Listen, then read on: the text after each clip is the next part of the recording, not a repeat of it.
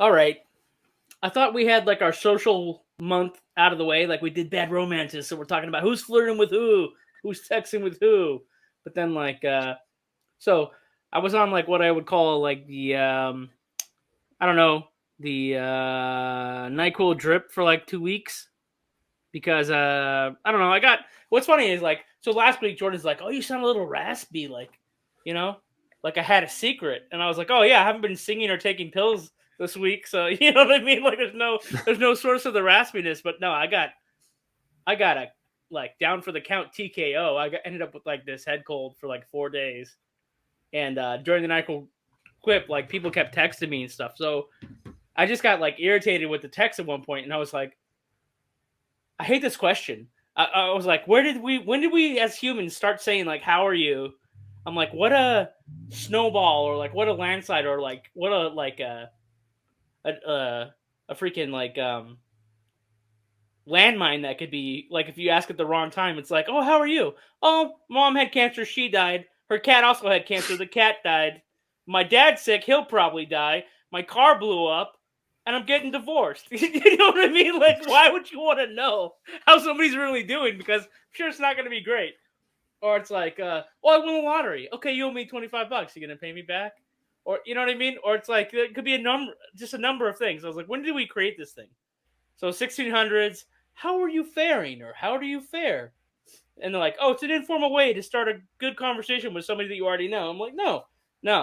Unless it's like, I'm having like a full bipolar moment where I'm just reacting, like it's just setting me off, like it doesn't actually bother anybody when they ask you how you're doing, except for me, because I'm like, let me list exactly how I'm doing, and I'm going to tell you all about my life, because something clicks in my brain, and I'm just like, I got to tell you all the bullet points of like what's going on. You know what I'm saying?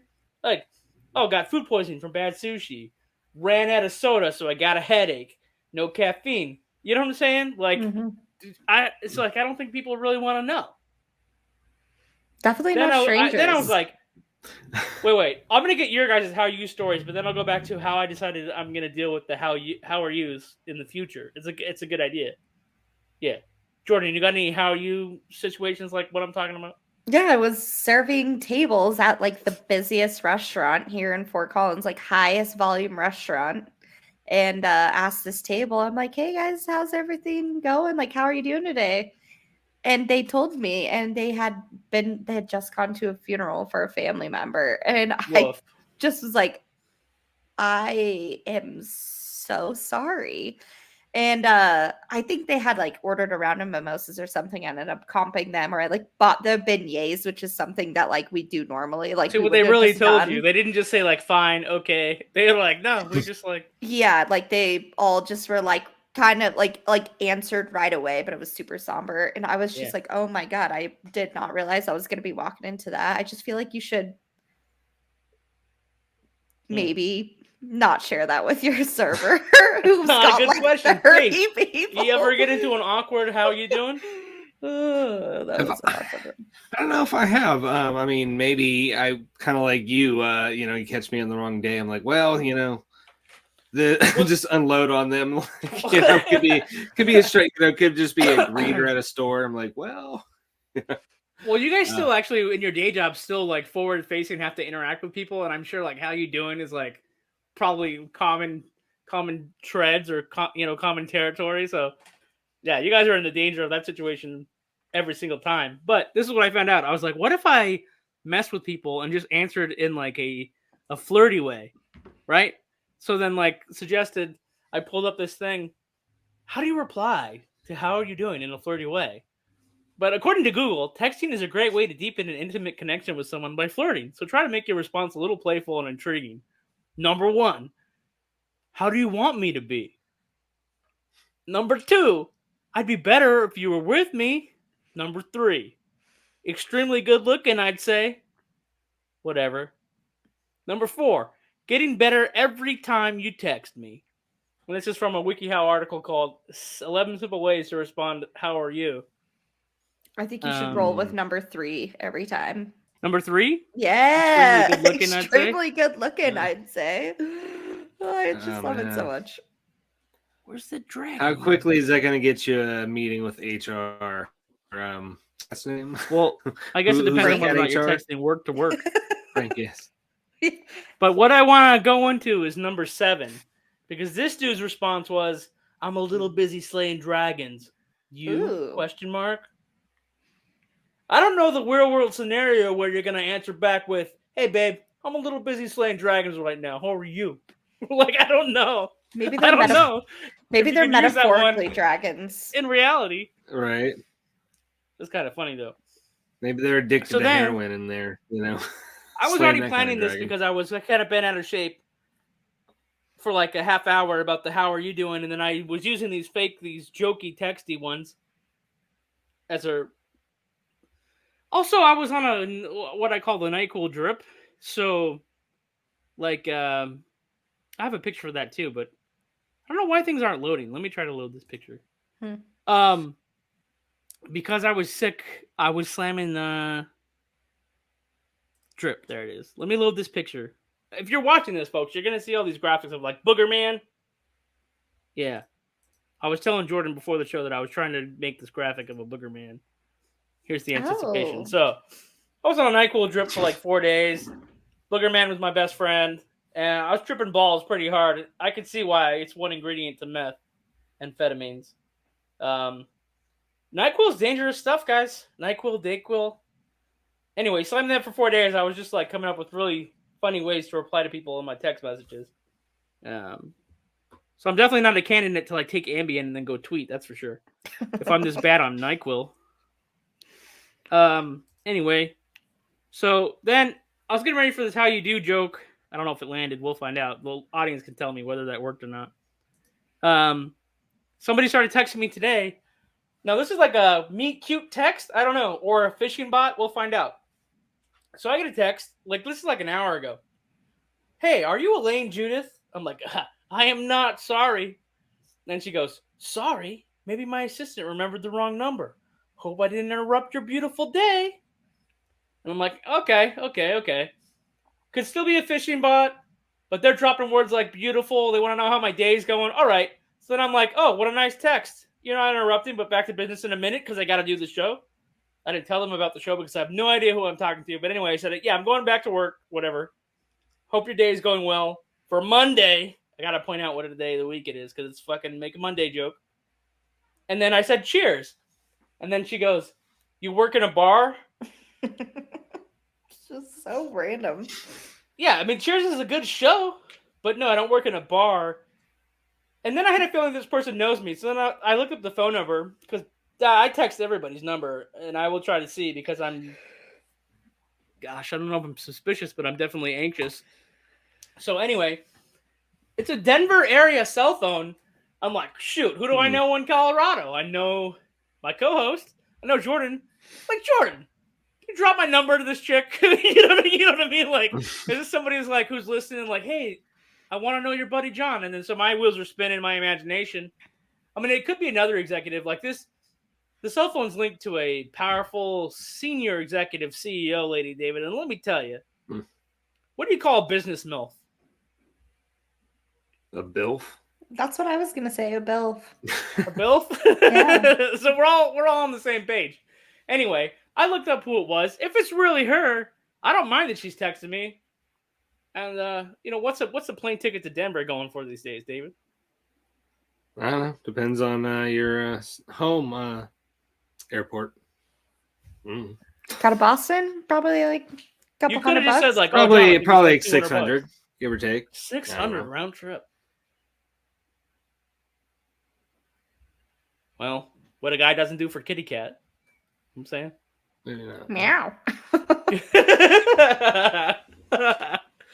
Jordan's following along. She gets it. I'm picking up what you're putting down. That's an expensive pet.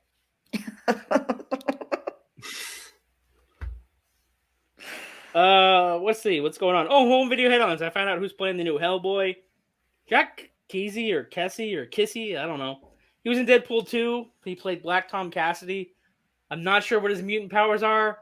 He was a white guy with dreadlocks and muscles in the prison scene who gets into a fight with Deadpool and the boy who does the fire trick.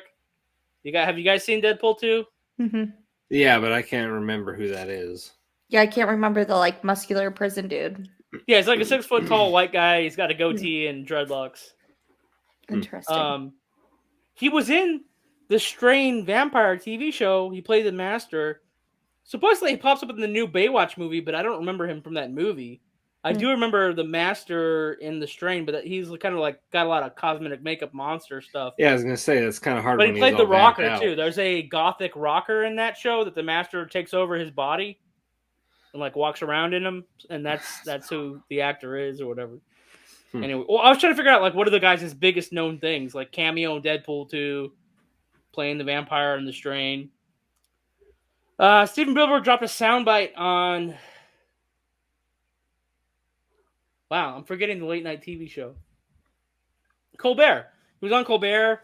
He was doing an extended interview, and he was talking about seeing is believing when it comes to UFOs. But he weighed in on the subject, and he said it'd be interesting if the UFOs were actually people from like 500,000 years in the future, and they're just doing like a time jump anthropology. I'm like, yeah, that's kind of cool. They're just sidestepping dimensions, and it's just going around the circle from a different angle. But he says like he's very fundamental. He needs tangible proof. Like he doesn't disprove or argue against his friends saying that they've seen UFOs, but he says for me, I gotta like have very like scientific method proof. What do you think, Dave? And who is this again? Steven Spielberg. Huh. I mean, I'm kind of in that camp. Like it's interesting, but have we had any concrete proof? I mean, that's kind of the way I go into anything where there's anything paranormal. Like I got to see that proof. I'd probably say I'm a skeptic too. But sounds like pretty cool. Yeah, I know. I mean, I've definitely seen stuff in the skies in the past, but I mean, I don't know. Who knows what it is? Anything could be disproven with a little It's kind of weird how your imagination changes over the years, right? Because I would say from like age 4 to age 15, I was like, there's definitely aliens, dude. They're in the sky. There's UFOs. They're abducting people. They're branding our cows. They're eating the burgers themselves. All kinds of stuff. But now you see the Navy videos and you're like, we're shooting down balloons and it's costing us $500 million to do it. You know what I mean? So now it's just like, I don't know, guys. We're saying like the sky's the threat. I don't know. Like, We're in a funny time. I can't wait to if our progeny or whatever looks back on this century and like they were doing some wacky shit. They were doing some wacky shit. Oh, what else is there? There's actually Emma Stone's going to do a Frankenstein movie from a really weird filmmaker who does crazy stuff like Dogtooth. All his films are like really obscure. And Milo or not? God, he's one. In fact, I have like Dogtooth over here somewhere. But yes, I know who the director, and yet I can't think of their name right now. I have it written down, but I don't know if I can pronounce it. It's Yorgos Lanthimos. Yeah, he's Greek. Greek right? director. Yeah. Yeah. Okay. Jordan, he does like really weird stuff. But actually, Emma Stone was in his most commercial movie. Was The Favorite? It was about the English Queen or whatever, and Emma Stone was like the new assistant or whatever. I know what you're talking about. I had not seen that, but I wanted to see it. So it sounds like something that would be right up my alley. Well, and I love her. She's great. Yeah, Olivia Colman is cool too, and she's the one who played the Queen. I think, did she win an Oscar for that movie, Dave? She did, yeah. Yeah. So that's a great movie. Yeah. Yeah, she's good in like most of the stuff that she does. Speaking of wacky things, tonight's movie is called The Mountain. What did I say last week? It's a sad movie about a depressed young man on a road trip with a sexy doctor, played by Jeff Goldblum, who's going around lobotomizing the sadness out of his patients. Dave, you got some dangerous details about tonight's dangerous movie. Yeah. So I decided to focus on the real life guy. This story is loosely based on the controversial physician Walter Freeman. Freeman wanting to simplify. That's one of the most scary, dangerous things about this whole movie is the dude was real. He was really driving around whacking people's brains out of their head with this little steel spike and a hammer. Oh, it gets creepier as we go along here. All right, here we go. Freeman, wanting to simplify lobotomies, came up with the process of doing a lobotomy through the eyelid with an ice pick-like tool. This was done because operating rooms at the time were usually too full, and this process allowed a lobotomy to be done without an operating room or the need for a neurosurgeon. In 1951, one of Freeman's patients died when Freeman stopped for a photo opportunity during surgery, and the instrument penetrated the brain too far. So, which we saw in the movie. They did do it. It happened. Freeman operated on minors, with the youngest being 4 years old. So, yeah. Oh, That's my wild. I didn't know goodness. kids were included. Dude's nuts. I want to know if he really got paid to go on tour and he was really shagging all the people at the motels and the bowling alleys and, he's stabbing people in the eyeballs and the brain during the day, and then at night he's just having drinks, casual, like. Getting saucy with the ladies. Yeah, exactly. What a dude living the bachelor life, That's a crazy part of the movie, too, and it's probably going to end up in some of these bits, but, I'll just say, like, he doesn't even acknowledge that he made a mistake and killed somebody. He's just like, let's do another one. You know what I mean? Like, Jeff Goldblum, what are you doing to us? We'll be right back to tell you about all that crap. Actually, I forgot to play the theme song. What a waste. I can either go to commercials or play the theme song and then go to commercials. Let's really confuse them. Let's play the theme song and then go immediately into commercials and then come back. Sounds good to me. Crack open a cold box of wine or pour something cold on ice because it's the Binge-Watchers podcast.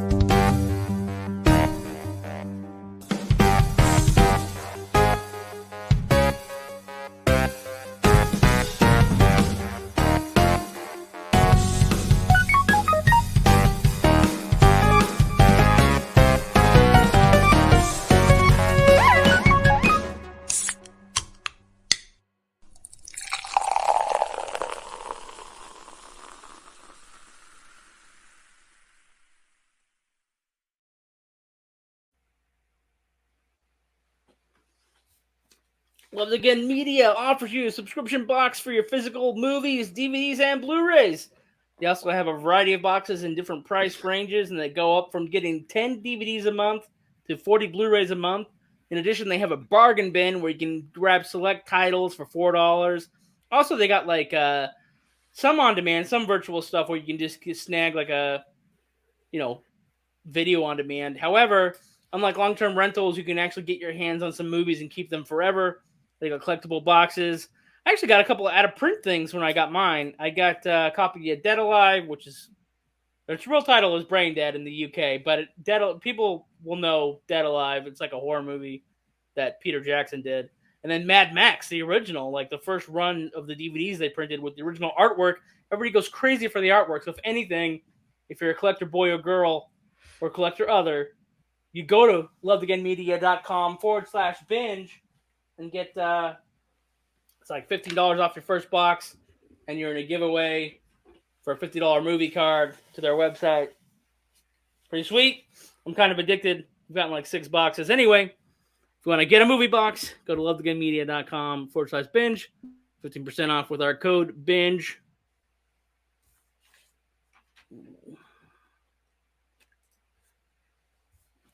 ZOCDOC is the free app that lets you find and book doctors who are patient-reviewed, take your insurance, and they're available when you need them, and treat almost every condition under the sun.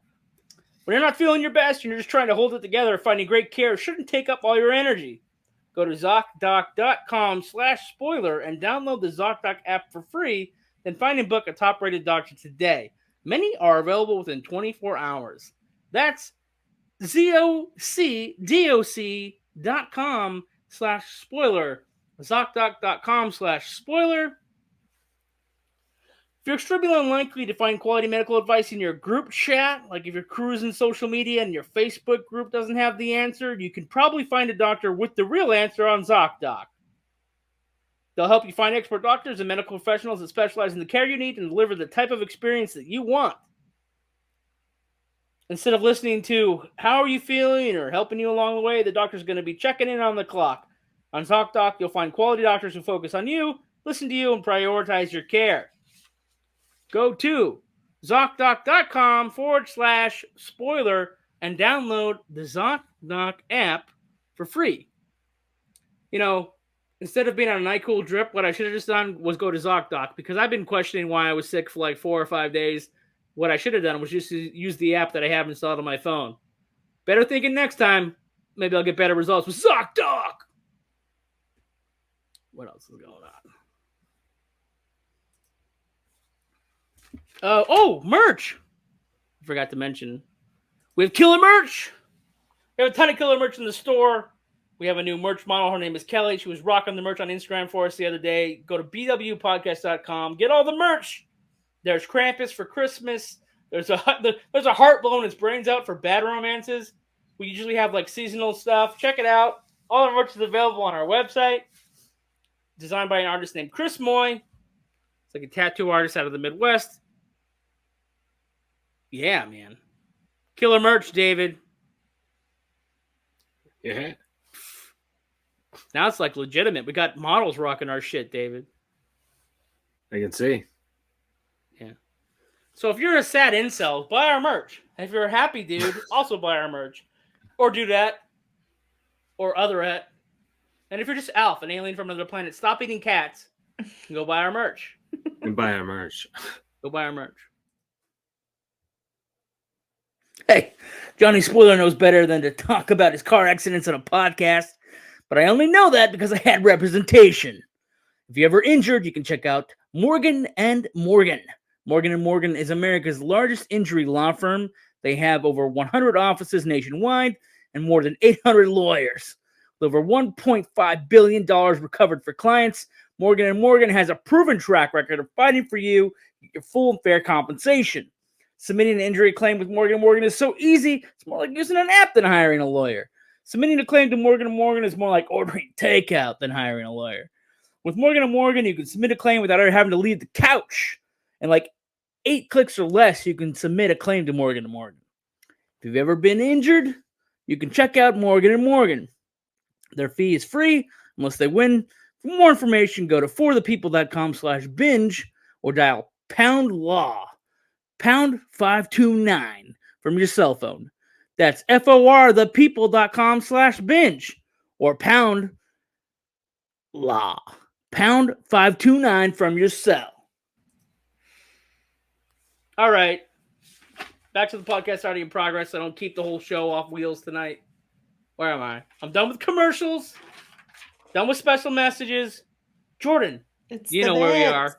You know where we are. Yeah, it's the bits. I don't think I have like a particular bit that was my favorite in this movie. It's really sad. Like it really kind of is a sad decline of this doctor. Almost like what's your most depressing bit? I would say like the obvious one when our young guy gets lobotomized. Sorry.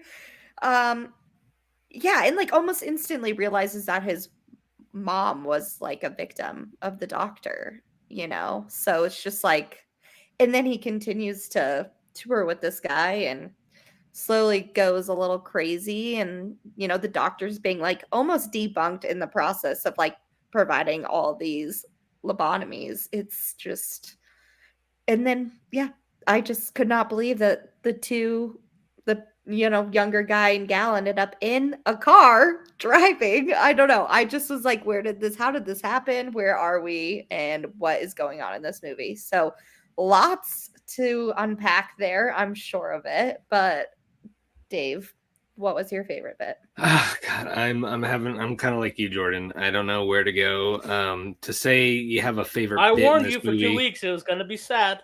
No, I mean, I was prepared for that. Like, I didn't doubt you, but I mean, there's sad, and then there's like, well, this was slit-wristingly good, I guess. I don't know. Like Wrist Cutters, a love story. I mean, I don't know what. I mean, in some way, I think the director is being confrontational or trying to get you to almost not enjoy it. He's mostly known for doing these, for lack of a better term, confrontational comedies. So it's not. I'm not surprised if he wants you to kind of hate it. Like everybody in charge is almost crazy themselves. Like the dad has issues, the doctor has issues, the girl's dad has issues, right?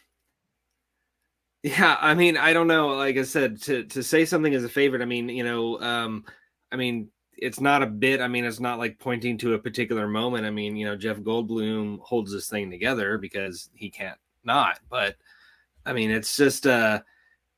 I mean, I've watched like movies about war that have more humor than this. Like has some relief.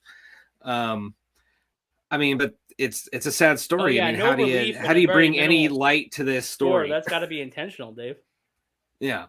So I mean, I guess they got the reaction they wanted out of me, but I mean, it's not an enjoyable experience for me. Not that I don't know, how do you make this enjoyable? You can't exactly make this a lighthearted comedy. I mean, without being a jerk. I think the average viewer is only going to watch this movie one time because it's an emotional experience. Probably one viewing. I think that's smart to say. Yeah. The only time that there is relief is like when Jeff Goldblum's character is macking on the ladies at night. Like, and he's just so drunk. And it's just, you also feel for him because he's just hammered in a mess. And then he's like doing lobotomies. Because you see over the course of the movie that he suddenly realizes that he's done malpractice, right? Like he at some point is like, not like acknowledging it, but clearly like internally it's destroying him because he knows the pseudo medicine that he's practicing at some point, right? Right. Or if he wouldn't go like at night to do that, like it wouldn't act the way that he does and get really like sloshed and get with these ladies, like if he didn't have some sort of conflict with what he does during the day, There's one scene in the motel where I just think it's freaking it's just Jeff Goldblum being very handsy with an actress in a Jeff Goldblum way. Like, I'm like, oh, I don't think they told her in that motel scene how handsy he was going to get. You know what I mean? She's in his lap and he almost has her trapped there. Yeah, and she's got, is it something over her eyes? Does he put something over her eyes? She has something over her eyes, and I don't know what it was, but she's sitting on his lap. Yeah, she's sitting on his lap, and she's trying to crawl out of his lap, and the other actor's like trying to process like what's happening. It's those characters like wired wrong, where he just doesn't know how to process experience, right? It was so cringe, and he's got like questions about his everything. Yeah, and then like, it's just like very, very creepy. But even like when Jeff Goldblum's dancing with a woman at the bowling alley, he's still trying to grab her wrist in a certain way to almost control her movement or whatever. And I'm like, where does the character stop and where does Jeff Goldblum step in? Right. Unbelievable though. I guess like it's weird. Like if you watch his interviews, he like communicates through touch, and I'm like, not everybody wants to communicate through touch. Like they could interpret your touching Goldblum as like totally inappropriate. You know what I mean? Right. Like, all of a sudden, like where are his like hush hush lawsuits and like all his Me Too experiences? Like, maybe he has none, but when he comes out for an interview, he's like an alien. He just like touches everything to learn what it is, or you know what I mean? Like he's an artistic guy. Is that, or maybe he asked for consent? We ran into him in a movie theater while he was macking on some chick. Dave and I went to the premiere of like some indie film that Lori Petty, she's the actress from Tank Girl. It was her movie, and we got on the list to go. I don't remember if that was just because we're in LA and we picked up a flyer, or if it was from Dave's marketing internship or one of the jobs that I had. But we ended up there, and he was sitting like a couple rows down from us, and he kind of kept giving us the look like, were we going to recognize that he was Jeff Goldblum? He gave us a look like, do you guys know who I am? And are you going to interrupt me on my date while I'm making out with this woman? Because he sat down in a row clearly where he didn't want to be recognized. But we're film buffs, right? We're sitting there. We were in film school at the time. We clearly know who he is. But then, who knows? Or Dave, was he wondering why we were sitting in the back row? I don't know. You have such a. I remember this incident, but I didn't get like as good a look as you did. I'm a writer. I soak it in, man. I got to recall it later and write it down. So that was a fun night. Anyway, favorite bits from this movie. Jeff Goldblum's in it. Not gonna drop names. Oh, yo, I was in a movie with Jeff Goldblum. I like the visual aesthetics of the movie. I really love the way it looks. Right? And if I had to pick favorite scenes, I like the bowling alley for some reason. And also, every once in a while, you hear the sound of the ice rink because the kid's job was to work at the ice rink where his dad was like a coach or teacher of like figure skating or whatever. So clearly, their whole family was centered around the life at the ice rink. So the movie doesn't have a lot of music, and the score is sometimes mixed with just the sounds of the ice skates going across the ice, right? But cranked up so you can really hear it. And then it would cut to his imagination of like what the ice skaters are like. And I think the beautiful ice skater was supposed to be like his memory of his mom. And then the couple, he ran into a couple couples. Like there was a couple making out in the bathroom, and then he keeps telling the story about a couple on the ice, and then he imagines the naked couple also ice skating. So at one point we see the naked couple ice skating. And just I'm entranced by that. I feel it's like poetic and like lyrical. And instead of having music play, it's really cool just to hear the ice to kind of help you process how the kid is thinking. The movie starts to get really. The part I hate is like the fact that he gets lobotomized himself. He does become the doctor's patient, but he has some clear memory of visiting this mountain on vacation with his family, and he somehow still remembers that after the lobotomy. Then I'm like, oh, do people come back after the lobotomies? I guess, yeah. I guess like the severity of how somebody's lobotomized is different. Some people have a little bit of brain damage, severe brain damage. As David mentioned, they die. There's an actress whose name was like Florence or Frances something, who's played by David. I'm blanking. Jessica Lange? Yeah, Jessica Lange. Never mind. Don't need your help, David. I got that one myself. Jessica Lange actually, I think, maybe won an Oscar, was nominated for playing this 1940s actress who actually gets institutionalized like 3 times in her life, gets lobotomized, but she doesn't die. She like goes on to write a book about being lobotomized and being institutionalized for hysteria or whatever, which is again a made up thing that they accuse women of, so they could just like lock them up and take their land and their businesses. Like that's another thing. We could do like a whole podcast about that shit. But gosh, this is my second time watching the movie because I feel like, yeah, you can only really survive the movie one time. But then I watched it again for the podcast and I could handle it a little bit easier somehow. Like I swallowed it easier this time. Anyway, yeah, those are my bits. If I had to pick, they're not really. It's like, what's the least miserable bit, or like what's the most? Like, yeah, this was tough. If it wasn't beautiful, if it wasn't like a poem, if it wasn't like stitched like a painting, if it wasn't beautiful to watch, like it would be tyrannical. It'd be like, it would be misery. You know, it'd be pulling teeth. But because it looks so beautiful, you're like, okay, I can. It pulls a trick on your mind. It's like, yeah, it like helps you process all the negative emotions.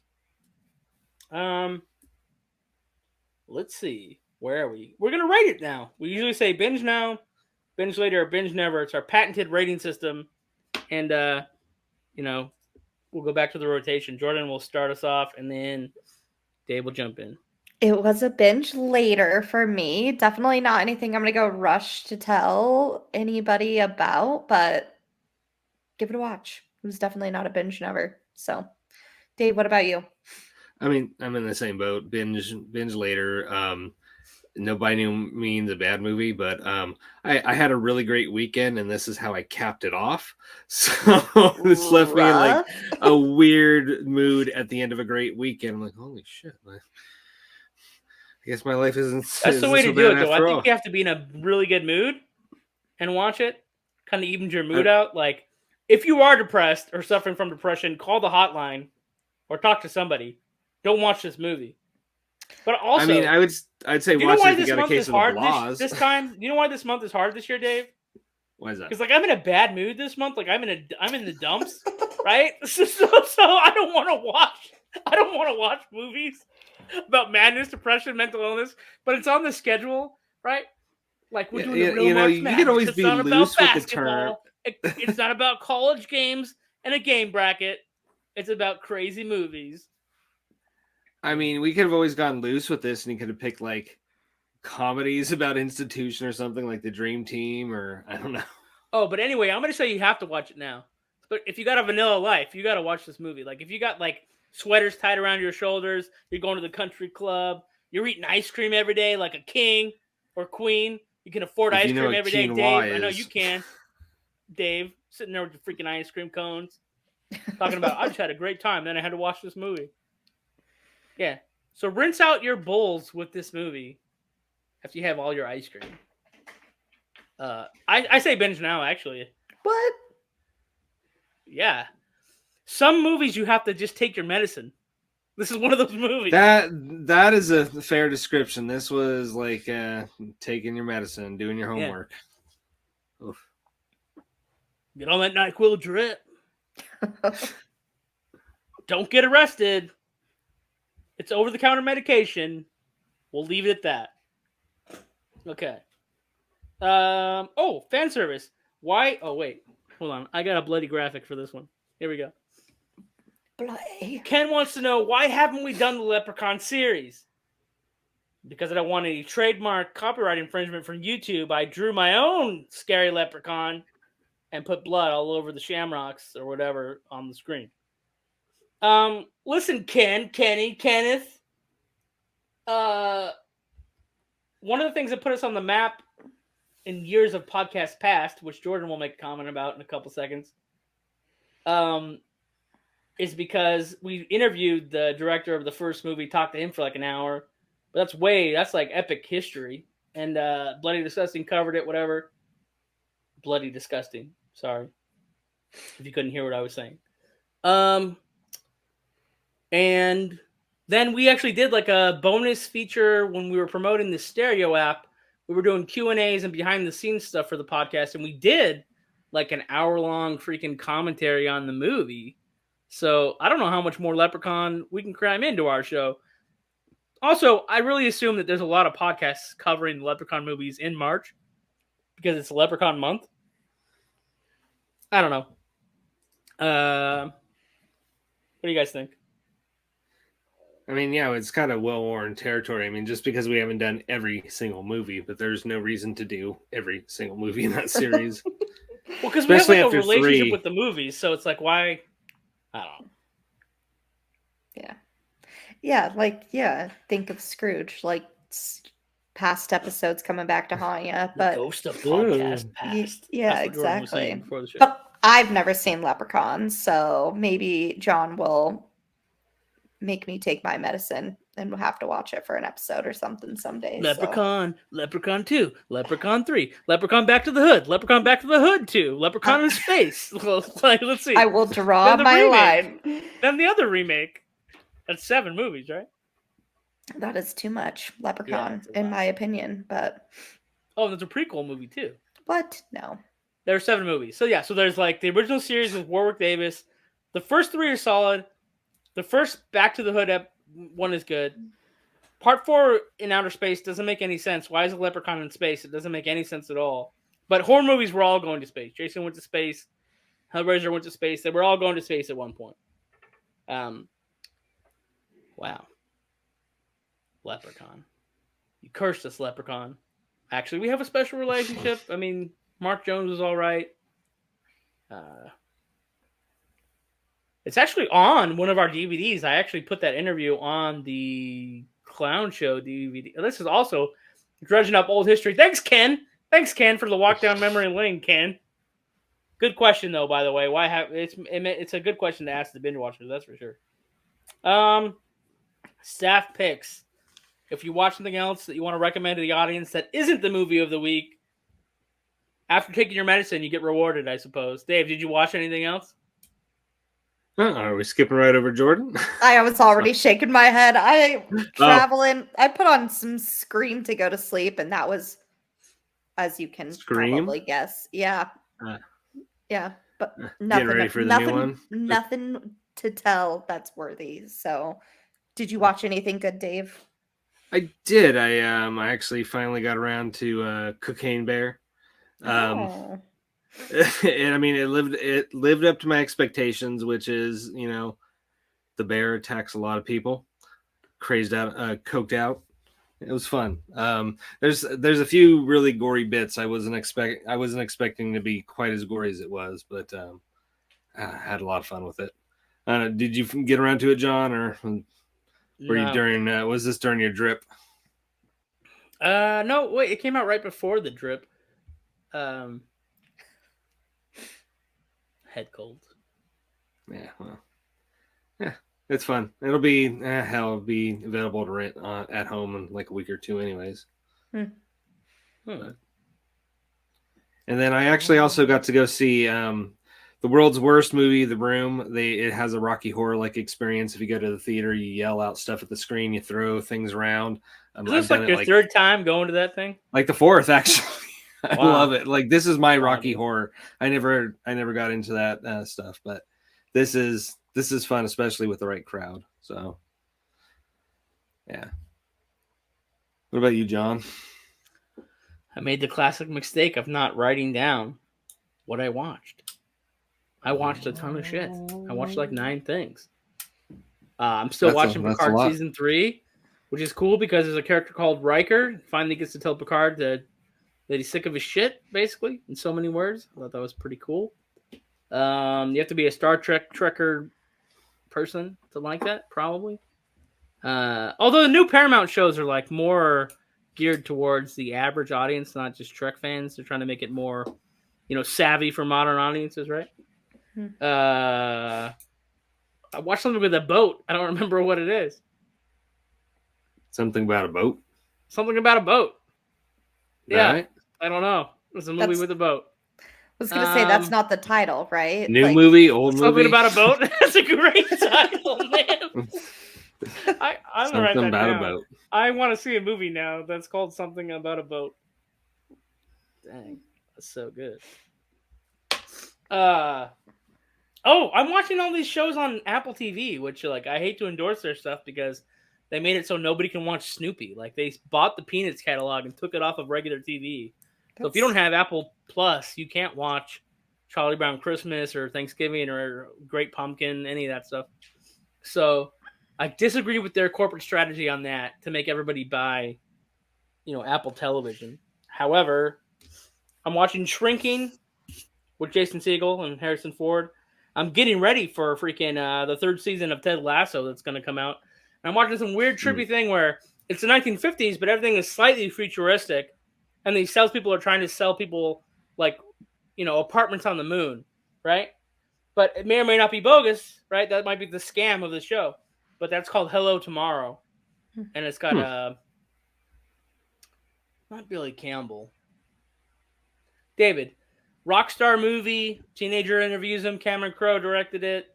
What is it called? Oh, Almost Famous? Almost Famous. Are you talking about Billy Crudup? Billy Crudup. So Billy Crudup plays the main salesperson. They get stuck in the town where he has an illegitimate kid, and he turns the kid into a salesman without explaining to the kid that he's the dad, and the mom gets put in a coma. So then he's like kind of helping the kid without, revealing that he's his dad. Meanwhile, the business is getting sued for selling the properties on the moon or whatever. But there's like robots make you drinks. They take out your trash. There's like an Amazon van driven by like cartoons. I don't know. And then like there's like automatic dinner makers, which are like floating microwaves. It's really kind of out there, but it's kind of like 1950s bizarre science fiction, Are we positive that wasn't a dream during the drip? No, that's a real show. You can look it up on your own Apple Plus. And it's like, no. I mean, that just sounds like a bunch of nonsense in one show. But that's like the end of Billy Madison, where they're like, your answer, sir, made no sense whatsoever. You literally wasted all of our time for listening to you, and we're all dumber for having heard it. Oh man. Vampire dentists. And Something About Boats. Coming soon.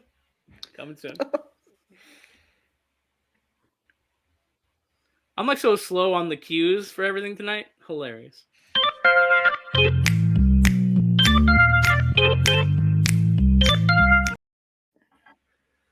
I will make it a running joke that I intentionally forget to play the theme song until like halfway during the episode. I will pretend that that's on purpose. Yeah. So nobody knows the difference. It's the drip Droll. It's just blame it on the drip roll. The drip Droll. Drip Droll? How do you spell that? D-R-A-W-L. Droll. Okay. I don't know.